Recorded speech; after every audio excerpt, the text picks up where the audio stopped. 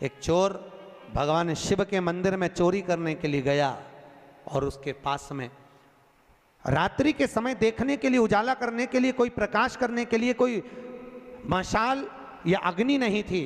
उसने शंकर जी के मंदिर का त्रिशूल उठाया, अपने कंधे का पिछोड़ा उठाया, उसको लपेट कर उसमें दिए से आग लगाकर त्रिशूल से चारों तरफ घुमा घुमा कर उजाला कर कर देखने लगा। जैसे ही देखा वैसे ही मेरे शंकर प्रकट हो गए और शिव जी प्रकट होकर बोले, मांग तुझे क्या चाहिए। भोलेनाथ मैं तो चोर हूं, चोरी करने आया था, मेरे परिवार का भरण पोषण करना है।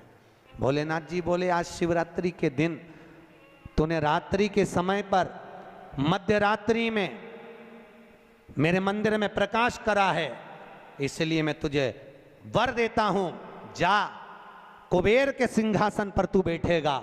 और भगवान शंकर ने कुबेर को नीचे उतार दिया और या चोटे को कुबेर बना दिया। सोचो कितना दयालु होगा, चोर को कुबेर बना दिया। जिस कुबेर की तुम पूजन करते हो ये चोट्टा है, चोर है।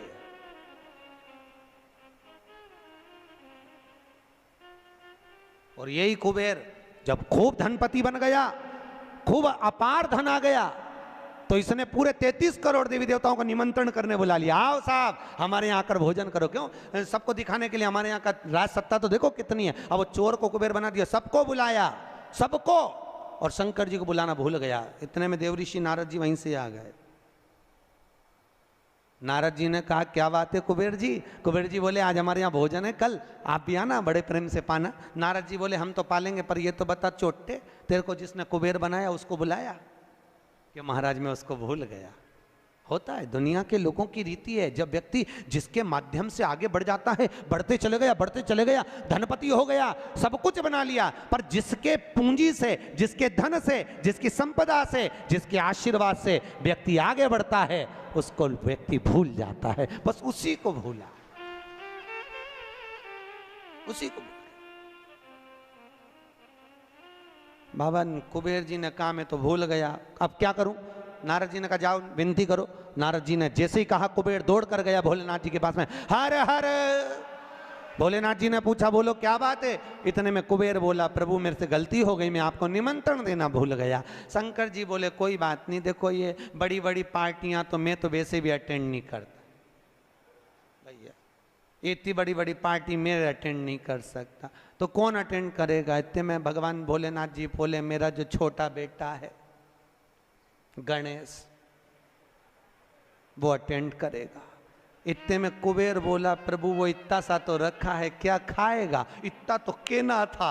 शंकर भगवान को हंसी आ गई, इसीलिए तो उसको अटेंड करने भेज रहा हूं, इसीलिए उसको भेज। वो क्या खाएगा? बाबा भोलेनाथ जी बोले, अब तो इस समय बताएगा कितना खाता है। कार्तिकेय जी को गुस्सा आ गया। कार्तिकेय जी ने अंदर माता पार्वती से कहा, माँ माँ। माता पार्वती जी ने पूछा, क्या बात है? माँ घर का बड़ा बेटा कौन है? भगवान पार्वती जी ने कहा, कार्तिकेय तू। जब बड़ा बेटा मैं हूं तो सबसे पहले पार्टी अटेंड करने का हक किसका? तेरा। तो शंकर जी ने, पिताजी ने गणेश जी को कुबेर भैया के यहाँ भोजन करने क्यों भेजा? शंकर जी आएंगे, उनसे पूछेंगे। भोलेनाथ जी जैसे ही आए, पार्वती ने पूछा, क्यों उपद्रव करवाते हो प्रभु, ये सब प्रपंचा क्यों करवाते हो? जब तुम्हारे दोनों बेटे बराबर हैं तो फिर ये बड़े को तुमने भेजा क्यों नहीं? इतने में शंकर जी बोले, मुझे मालूम है कहाँ पर कौन सी पार्टी में किसके घर किसको भेजना, लिफाफा लेके। मुझे सब मालूम, कौन सी शादी किसको अटेंड कराना ये मुझे मालूम है, इसलिए मैंने गणेश जी को वहां भेजा। और गणेश जी से कहा, बेटा अच्छे से जीवना। गणेश जी बोले, पिताजी नाक कटाऊंगा नहीं, क्योंकि नाक मेरी लंबी है, तुम चिंता करो मत। जीवने बैठा तो उठूंगा नहीं जब तक आपकी सूचना आएगी नहीं। और गणेश जी महाराज पहुंच गए। शाम को 7 बजे भोजन का टाइम, 4 बजे पहुंच गए। और 4 बजे जैसे गणेश जी पहुंचे आवाज लगाई कुबेर भैया कुबेर भैया। अब जैसे बोले कुबेर भैया तो कुबेर भैया तो नहीं आए, कुबेर जी की धर्मपत्नी निकल कर बाहर आ गई। और कुबेर जी की पत्नी ने कहा गणेश जी भोजन का टाइम तो 7 बजे। इतने में गणेश जी बोले भाभी जी सब लोग जिमने आ जाएंगे, मैं छोटा सा कहाँ बैठ के जिमूंगा, इसलिए आ गया। अंदर से कुबेर जी बोले अब आ गया है तो जिम लेने दो, अच्छा है जितने जिम के जाएंगे टाइम तो निकल जाएगा और समय 33 करोड़ देवी देवता का भोजन बना, इसको जल्दी जल्दी जिमा जुमू के न चीत कर। ऐसे गणेश जी को बिठाया, आओ गणेश जी बैठो। भाभी ने कहा बैठो, गणेश जी बोले भाभी बैठ जाऊं, हाँ बैठ जा। चौकी लगा के गणेश जी के बिठा दिया और अब थाली जैसे ही लगी भाभी थाली लगा के लाई, गणेश जी खाते गए। जैसे ही खाते गए 33 करोड़ देवी देवता का भोजन 15 मिनट में निपटा गया। 33 करोड़।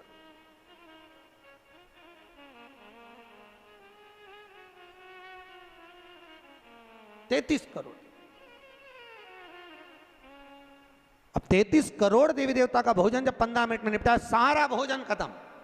गणेश जी आवाज लगाए भाभी और लिया। भाभी गई तो चने की दाल की बोरी, चावल की बोरी, आटे की बोरी सूखी सूखी धरी आई, वो सूखा सूखा ही खा गया। घर का जितना माल था, दुकान का जितना माल, भंडारे का जितना माल सब खा गया। इतने में कुबेर जी की पत्नी दौड़ती दौड़ती गई, स्वामी स्वामी। स्वामी जी बोले क्या हो गया? कुबेर जी बोले हुआ क्या कि वो सब खा गया। कि कौन? तो कि वो गणेश। तो कि वो तो इतना सा था। तो वो इतना सा तो है पर तोन जोरदार है, सब खा गया। इतने में कुबेर जी नारद जी के पास पहुंचे तो नारद जी तो आनंद में लगे हुए थे, खूब अलमस्ती। नारद तो नारद, वो तो अलमस्ती में। श्रीमन्नारायण श्रीमन्नारायण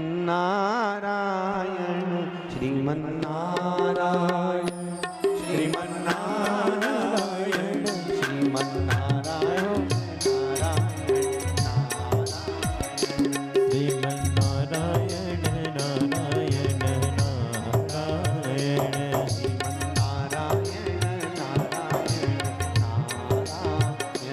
श्रीमन्नारायण नारायण नारायण। दोनों हाथों से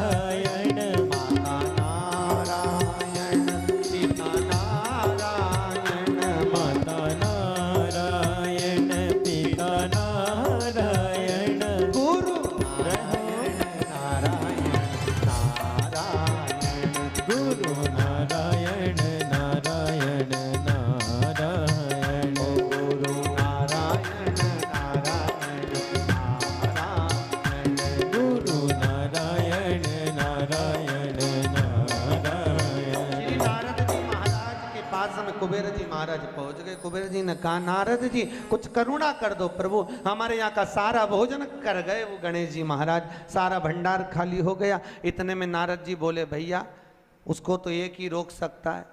कौन? कौन रोकेगा? कि भोलेनाथ जी के सिवाय कोई नहीं रोक सकता। जाओ भोलेनाथ जी से विनती करो। और उसी समय पर कुबेर जी दौड़ कर गए भोलेनाथ जी के पास में। हे शिव, हे शंकर, हे कैलाशी, हे अविनाशी, हे भोलेनाथ। भोलेनाथ जी ने पूछा बोलो क्या बात है कुबेर, तुम्हारा मुख उतरा हुआ है? कुबेर जी ने कहा प्रभु वो गणेश जी। शंकर जी बोले गणेश को क्या हो गया? वो दुनिया को सब कुछ कर देता है, उसको क्या हो गया? कि उसको कुछ नहीं हुआ, जो कुछ हुआ 33 करोड़ देवी देवता को हुआ। कुछ बचा ही नहीं है, वो सब खा गया।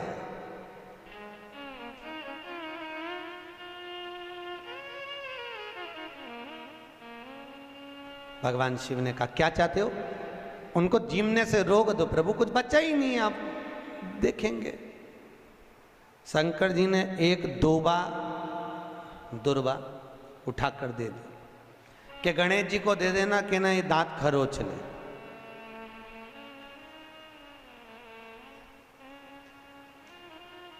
कुबेर जी लेके एक दूबा चले। कुबेर जी ने सोचा खाया इतना है तो एक दूबा से क्या काम चलेगा।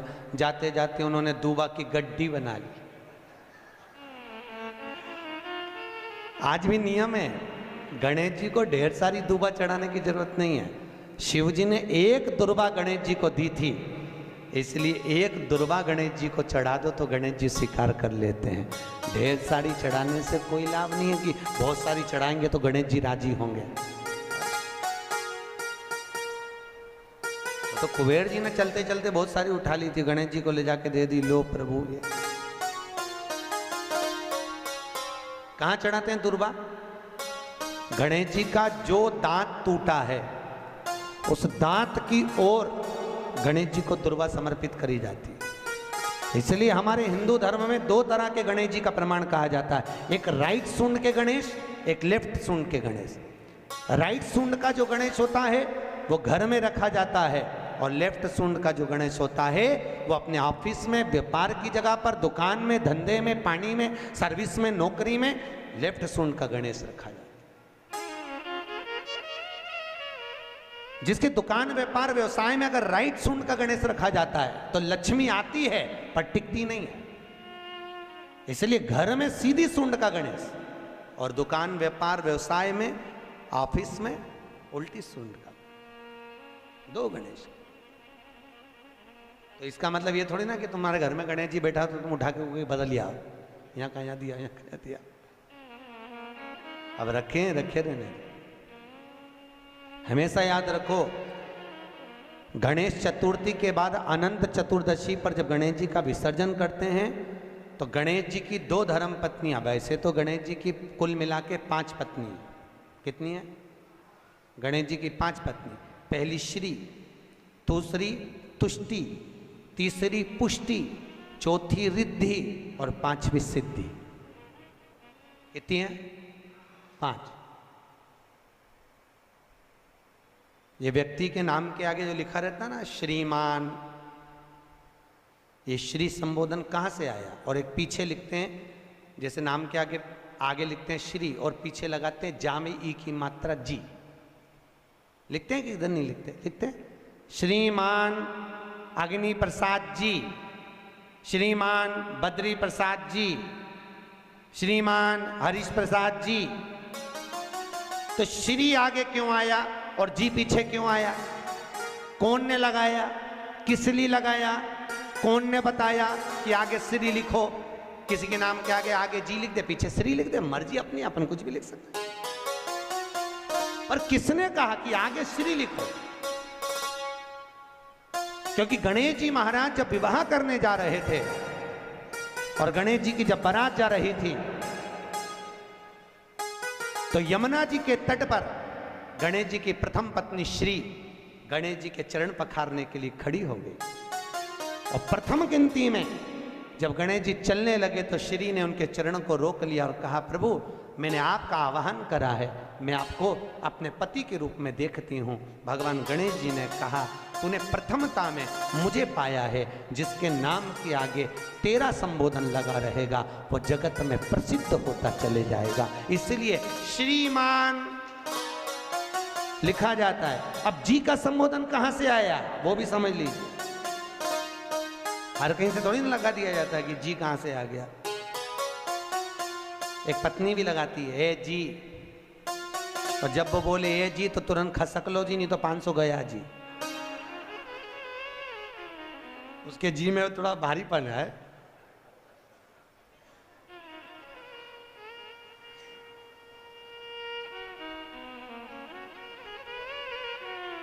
तैतीस करोड़ देवी देवता में सबसे सुंदर जोड़ी थी शंकर और पार्वती की। सही है कि गलत है? कभी नहीं झगड़ते थे। इसलिए पृथ्वी पर ना तो लक्ष्मी जी के व्रत हैं, ना ब्रह्माणी के व्रत हैं, ना इंद्राणी के व्रत हैं। अगर पूरी पृथ्वी पर सबसे ज्यादा व्रत किसके हैं? माता पार्वती। तीज का व्रत किसका? पार्वती का। चतुर्थी का व्रत किसका? पार्वती का। चौथ का व्रत किसका? पार्वती का। छठ का व्रत किसका? पार्वती का। जितने व्रत है सब माता पार्वती। लक्ष्मी जी का कोई व्रत है क्या? अरे बोलो तो, ये आप लोग वो वैभव लक्ष्मी का व्रत करते हो, ये पुराना व्रत नहीं है, ये तो अभी अभी लोगों ने चालू कर दिया। ये लक्ष्मी, यहाँ कई लोग अमावस्या के दिन, दिवाली के दिन व्रत रख लेते हैं, हमारे शास्त्रों में उसका भी प्रमाण नहीं है। वो तो तुम लक्ष्मी के चक्कर में रख लेते हो कि दिन भर भूखी रहूंगी तो लक्ष्मी जल्दी आ जाएगी। नहीं तो ये हमारे शास्त्र में प्रमाण नहीं है लक्ष्मी जी के व्रत का। कहीं सरस्वती का व्रत है क्या ब्रह्माणी का? अरे बोलो तो सर, बसंत पंचमी के दिन रखती हो कि सरस्वती का व्रत? नहीं, केवल एक व्रत माता पार्वती का। क्यों नहीं है? लक्ष्मी का व्रत इसलिए नहीं है क्योंकि माता लक्ष्मी भगवान नारायण को श्राप दी थी। जब लक्ष्मी जी श्रृंगार कर रही थी और इतने में भगवान विष्णु आ गए और भगवान विष्णु ने लक्ष्मी जी का मुख देखा, देखकर हंस दिए। इतने में लक्ष्मी को क्रोध आ गया, हे नारायण तुम मुझे देखकर हंसे हो घोड़े की तरह, इसलिए मैं तुम्हें श्राप देती हूं, तुम्हारा सिर कट जाए और तुम्हें घोड़े का मुख लग जाए। तो भगवान नारायण को घोड़े का मुंह लगा और नारायण का हयग्रीव अवतार हुआ। कौन सा अवतार? हयग्रीव। ये लक्ष्मी का श्राप नारायण को लगा था, इसलिए लक्ष्मी का कोई व्रत नहीं। ब्रह्माणी ने ब्रह्मा को श्राप दिया था पुष्कर राज की भूमि पर।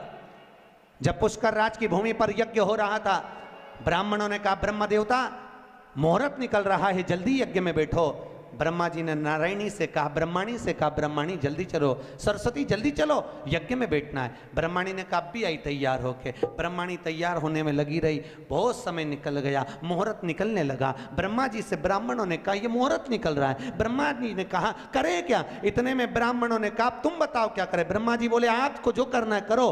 ब्राह्मणों ने गाय को पकड़ कर ले आए और गौ माता को खड़ी कर कर गाय के सामने वेद ध्वनि करना प्रारंभ करा। जब वेद ध्वनि करी तो गाय के मुख से वेद माता गायत्री को प्रकट कर लिया। गायत्री को प्रकट करा, ब्रह्मा जी के पास में गठजोड़ा बांधकर बिठा दिया। जैसे बिठाया उसी समय पर ब्रह्माणी आ गई और ब्रह्माणी ने आकर देखा ब्रह्मदेव तुमने मेरी जगह पर दूसरी नारी को बिठाया है, मैं तुम्हें श्राप देती हूं, तुम्हारे पृथ्वी पर कहीं मंदिर नहीं बनेंगे। ब्रह्माणी ने श्राप दे दिया।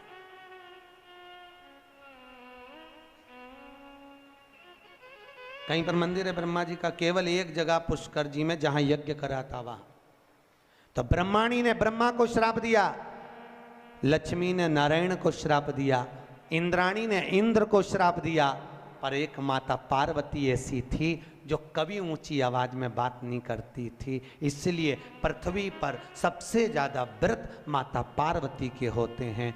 व्रत तुम्हारे भी चालू हो सकते हैं, तुम ऊंची आवाज में नहीं बोलो तो। व्रत करा, दिक्कत नहीं है, व्रत तुम्हारे भी हो जाए चालू, बस तुम मीठा बोलो तो व्रत चालू करने में किसको दिक्कत। कई कई बुजुर्ग माताओं के तो आज तक व्रत चलते हैं। सही है गलत है? कई कई माताएं कहती हमारी सास ऐसी थी, इतनी बढ़िया गुरुजी, हमारी दादी सास ने ऐसा नियम बना दिया तो नियम चल रहा है। ये व्रत नहीं तो और क्या? जो सास दादी सास बना के चली गई वो नियम आज तक चल रहा है। ये व्रत ही तो है, उन्होंने अच्छा करा इसलिए नियम चल रहा है। तुम भी कुछ अच्छा करो, खूब प्रेम से बोलो, मीठा बोलो, अच्छा बोलो, तो तुम्हारी बहुएं भी कहेंगी हमारी सास इतना जोरदार बोलती थी, इतना जोरदार, तो तुम्हारे व्रत चालू हो जाए। अब तुम जब भी बोलो तो चामुंडा और चंद्र घंटा की तरह बोलो, तो कौन व्रत करे तुम्हारा? कौन व्रत करे? मीठा अच्छा बोलो, विद्वत्ता से परिपूर्ण बोलो, प्रखर। अब केवल एक मां, समय आया, श्री वेद व्यास जी ने वर्णन किया है शिव महापुराण का सुंदर लेख का आनंद। 24,000 श्लोक शिव महापुराण में है, 12 संहिता, 12 खंड है। देखो, भागवत की रचना वेदव्यास जी ने इसलिए करी कि वेदव्यास जी को अपने मन में आत्मा की शांति के लिए कुछ करना था, आत्म तृप्ति के, आत्मोद्धार के लिए। और जब आत्मोद्धार के लिए वेदव्यास जी ने श्रीमद् भागवत की रचना कर दी, उस रचना के बाद में जगत के लोगों को जगत कल्याण के लिए, जिसको देखो कोई तन दुखी, कोई मन दुखी, कोई धन बिन रहत उदास, तुलसी या संसार में सुखी राम का दास। भगवान वेदव्यास जी ने देखा दुनिया के लोग बड़े दुखी हैं, कोई धन से दुखी है, कोई तन से दुखी है, कोई मन से दुखी है, तो वेदव्यास जी ने सोचा अब करा क्या जाए। तब वेदव्यास जी ने उसी समय शिव महापुराण की रचना कर दी, जगत के कल्याण में। जगत शिव महापुराण,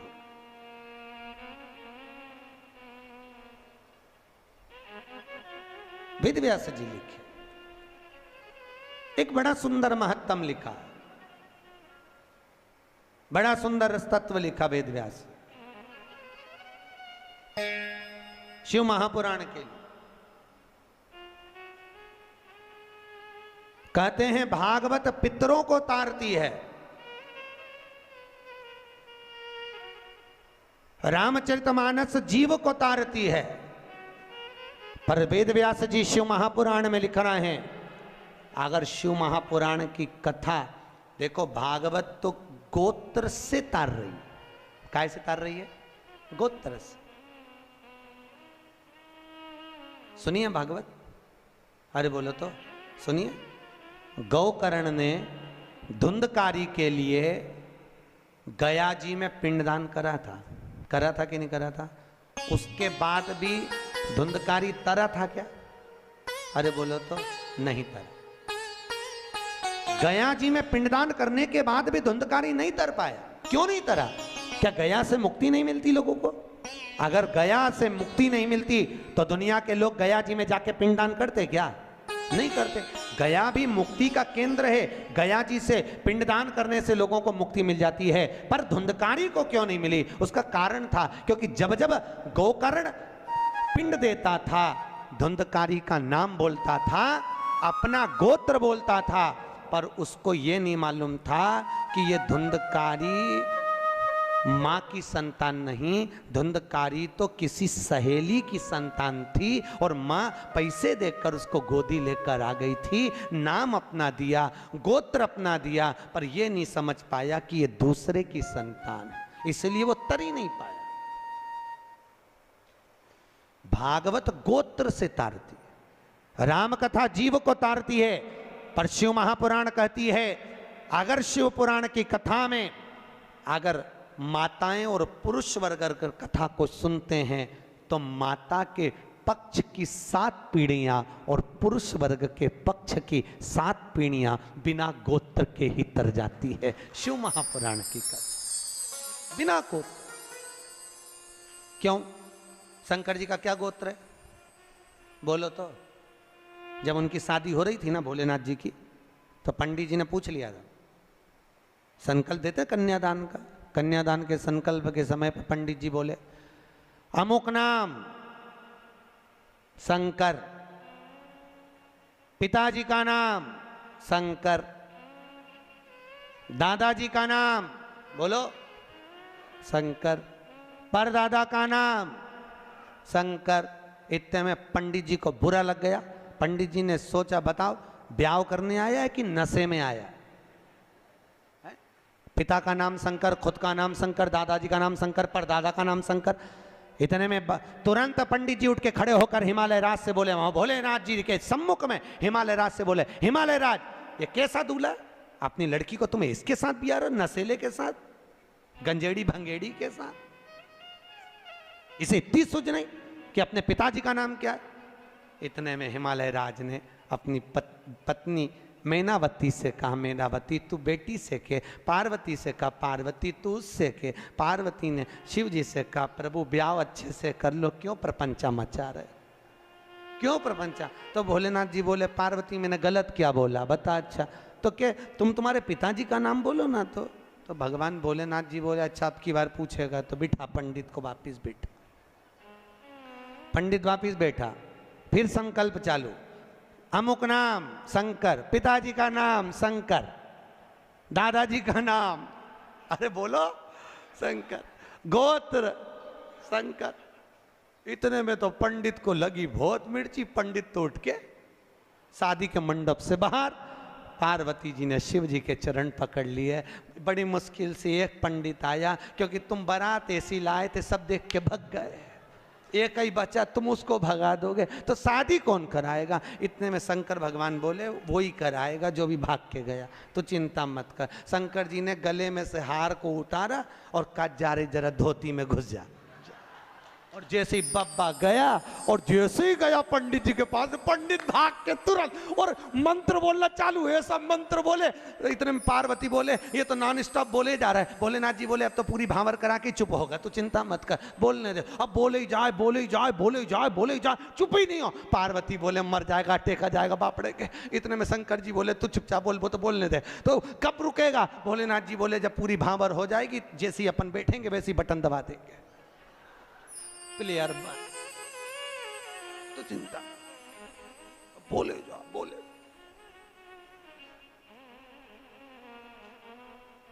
पार्वती बोली, अभी भी चुप नहीं हुआ। भोलेनाथ जी ने कहा, 7 भांवर हो गई, अब तो हार हार। और जैसे ही भोलेनाथ जी ने हाथ धरा, बटन, अब नहीं बोला कुछ भी। शंकर जी ने पूछा, पंडित जी दक्षिणा? अब चुप हो ही बैठा है, बोले तो बोलेगा, अगर बोल दे और दूसरा बब्बा भेज दे तो आप बोल के कहा आपत बोल लेना, दक्षिण कहलवा।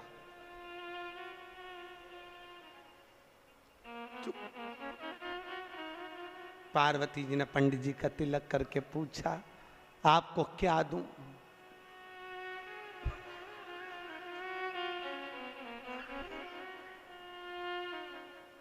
हिमालय राज पूछे, पंडित जी कुछ तो ले लो।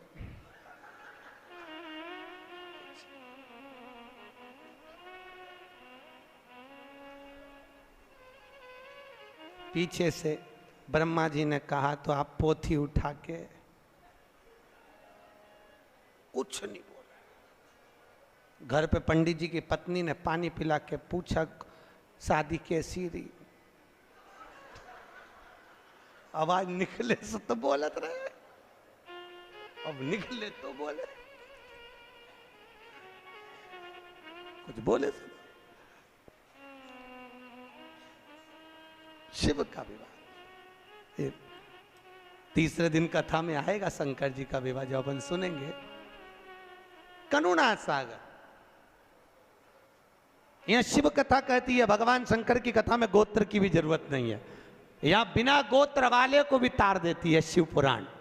आप सुनोगे, माताओं ने श्रवण करी तो उनका माए का पक्ष की भी 7 पीढ़ी, ससुराल पक्ष की भी 7 पीढ़ी कथा को श्रवण कर कर तर जाती है। ऐसी शिव महापुराण की कथा है, शंकर की तरण तारण वाली। अब कौन ऐसी कथा होगी? भागवत गोत्र से तारे जीव को तारे राम कथा, शिव महापुराण तार। चले सुंदर सनकादि ऋषियों ने एक सुंदर संवाद में, सुंदर आनंद में शिव महापुराण के महत्तम को श्रवण कराया। एक देवराज नाम का ब्राह्मण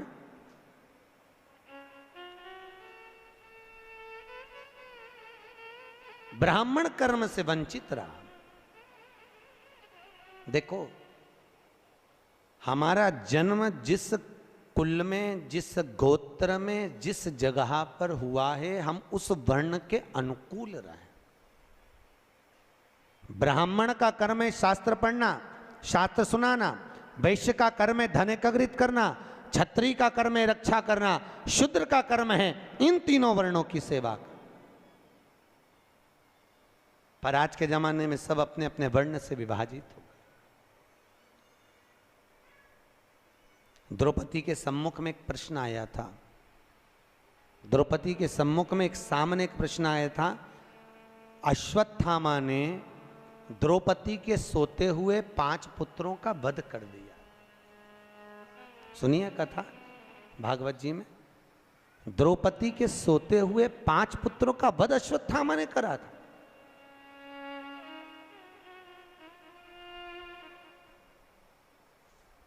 और द्रौपदी के जब 5 पुत्र मर गए, अश्वत्थामा को पकड़कर भीम ने सामने लाकर खड़ा कर दिया। द्रौपदी के हाथ में तलवार दे दी, मार दे द्रौपदी इस अश्वत्थामा को। द्रौपदी कहती है इसको नहीं मार सकती। क्यों? क्योंकि ये मेरे गुरु का पुत्र है, ये मेरे गुरु का पुत्र है। द्रौपदी, इसने तेरे बेटे को मारा, तू इसको मार दे। द्रौपदी कहती है नहीं, ये मेरे गुरु का पुत्र है। ये ब्राह्मण होकर अपने कर्म से वंचित हो गया, पर मैं क्षत्राणी होकर अपने कर्म से वंचित नहीं होंगी। मैं इसको नहीं मारूंगी, मैं इसको मारूंगी नहीं।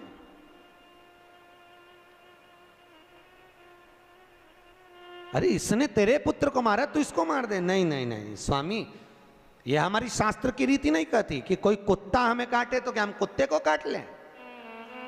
ऐसा होता है क्या? अरे बोलो तो सही।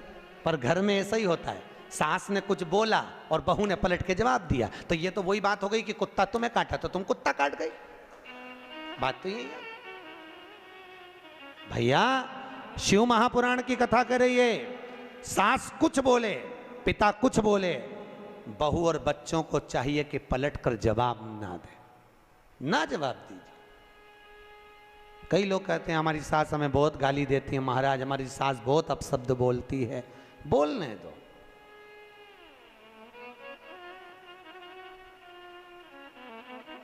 बोलने दो, बोले तो। एक पत्थर का टुकड़ा एक खदान से निकला, उसी खदान में से मार्बल का जब टुकड़ा निकला, हथौड़ी की चोट दे देकर उसकी मूर्त बनाई गई। बनाई कि नहीं बनाई? वही मार्बल का टुकड़ा जमीन पर लगा है, लोग उस पे जूता रख के चल रहे हैं। वही मार्बल की मूर्ति मंदिर में पूजा रही है। बस अंतर इतना है, जिसने चोट को सहन कर लिया वो मंदिर में पूजा गया, जो सहन नहीं कर पाया वो जूते खा रहा, वो जमीन पर लगा है। सास ससुर घर के बड़े हमको चोट दे दे कर तराशते हैं, पर हमारी आदत इतनी विचित्र है कि हम सास को ही तराश देते हैं, तो हमको तराश। महाराज बहुत अपशब्द बोलती है हमारी सास। बोलने दो, वो तुम्हें गाली दे, तुम आरती गाओ।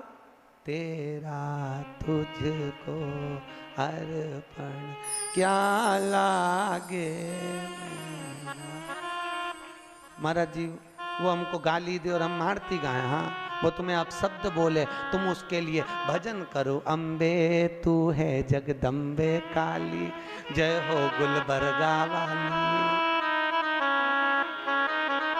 काहे बोले? मीठा बोलिए, काहे को आप सब कभी मत बोलो आप सब। शास्त्र कह रहा है, वैज्ञानिक रिसर्च में लगे हैं। शास्त्र कहता है जो शब्द हमारे मुख से निकलते हैं वैज्ञानिक कहते हैं 21 दिन के अंदर वही शब्द घूमकर वापस हमारे पास में आ जाते हैं। घूमने के बाद हम किसी को गाली देंगे, वो घूमकर हमारे पास आने वाली है। हम किसी को अपशब्द कहेंगे, वो घूमकर हमारे पास आएगा। इसलिए कहते हैं लोगों को भगवान का नाम दो, राम राम बोलो, जय श्री कृष्णा बोलो, जय महेश बोलो, तुम्हारी मर्जी पड़े वो बोलो, पर भगवत भजन में लीन रहिए।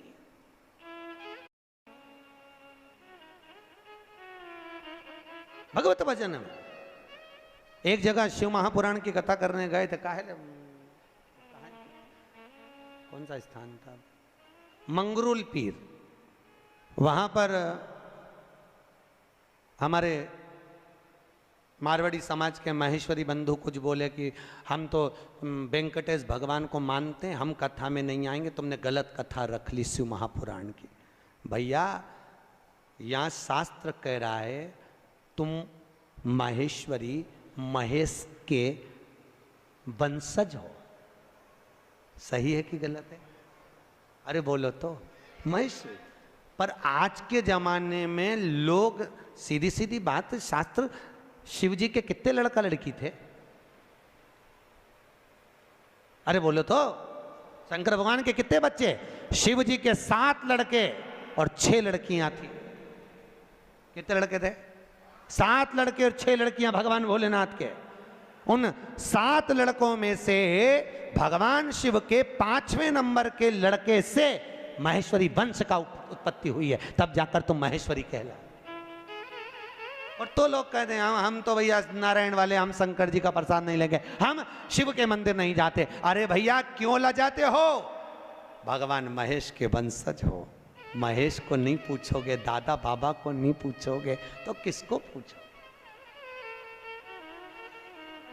मुझे बहुत प्रसन्नता हुई थी जब गुलबर्गा में महेश्वरी समाज की यहाँ पर अध्यक्ष बैठी है, महेश्वरी महिला मंडल की।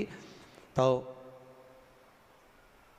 आज से 12-1 साल पहले कथा करी थी शिव महापुराण की, महेश्वरी महिला मंडल ने करवाई थी। एक बार जोरदार ताली बजाओ पूरी महिला मंडल के लिए। बहुत सुंदर। ऐसे शुभ कार्य हमारे जीवन में, हम जब मृत्यु लोक में अगर जन्म लिए हैं, हमारे जीवन काल में जब हम आए हैं, और उस काल में आने के बाद में हम कुछ सत्कर्म की ओर गए। सत्कर्म की। ये जितने मारवाड़ी हैं, चाहे अग्रवाल हो, चाहे महेश्वरी हो, चाहे ये ओसवाल कहते हैं, दिगंबर कहते हैं, हम वहां से निकले, हम वहां से निकले, इन सब की उत्पत्ति शंकर से। किसी की भी उत्पत्ति बाहर से नहीं, किसी की उत्पत्ति बाहर से। सब शिव के, सब शंकर के, जितने मारवाड़ी, ओसवाल, खंडेलवाल, अग्रवाल, महेश्वरी, ये जितने जितने जितने जितने हैं सब शिव के दिए हुए। शंकर भगवान की जो 6 लड़कियां हैं, जया, विषहरा, आदिक आदिक आदिक आदिक, इन सब से उत्पत्ति है पूरी खांबों की। कहां डूब? देवराज ब्राह्मण होकर अपने कर्म से वंचित हो गया, और देवराज जब अपने कर्म से वंचित हुआ, एक बार शिव जी के मंदिर में पहुंच गया, शंकर जी के मंदिर में उसको ताप आ गया, बुखार आ गया। कहां जाऊं, बहुत ठंड लग रही थी, शिव मंदिर में छुप गया। कोई ब्राह्मण शिव महापुराण की कथा कर रहा था, और भगवान शंकर की कथा को जब ब्राह्मण कर रहा, कथा को देवराज ने श्रवण कर ली। श्रवण करते ही उसका चित्त भगवान शंकर के शिवलिंग में लीन हुआ। सामने शिवलिंग था, उस शिवलिंग को देखता रहा। शिवलिंग, शिवलिंग जानते हो? अरे बोलो तो। किसका प्रतीक है? शंकर का। लिंगायत संप्रदाय के अंतर्गत, अगर आपके यहां पर लिंगायत संप्रदाय है, तो लिंगायत संप्रदाय के अंतर्गत जितना प्रामाणिकता भगवान शंकर के शिवलिंग की है, लिंगायत संप्रदाय के अंतर्गत माता हो, पुरुष हो, गले में चांदी की कटोरी में भी शंकर का शिवलिंग धारण करती। शंकर का शिवलिंग। लिंगायत संप्रदाय के अंतर्गत अगर घर में बच्चा जन्म लेता है, तो मां उस बच्चे को दूध नहीं पिलाती जब तक के लिंगायत संप्रदाय का मंत्र उस जन्म लिए बच्चे के कान में नहीं दे दिया जाता, तब तक उसको मत दूध भी नहीं पिलाते।